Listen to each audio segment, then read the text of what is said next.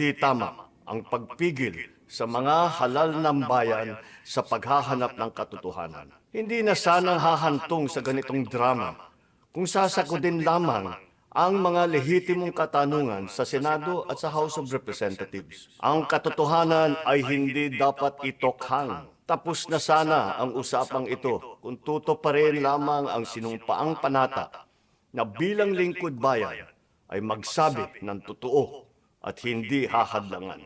Imbis na diretsahang sagot, nililihis pa sa kwentong chicheria.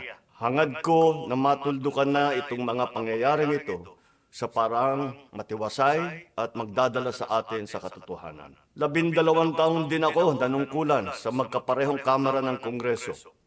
Batid ko ang kapangyarihan iginawad sa kanila ng taong bayan at ng ating konstitusyon.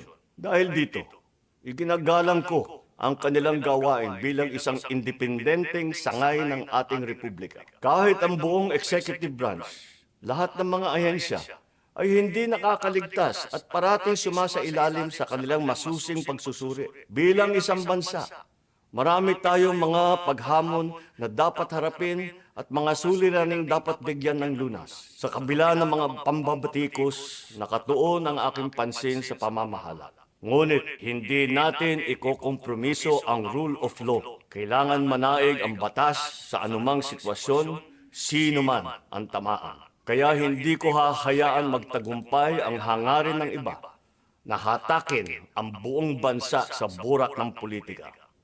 Igalang natin ang proseso. Tuparin natin ang batas. Alalahanin natin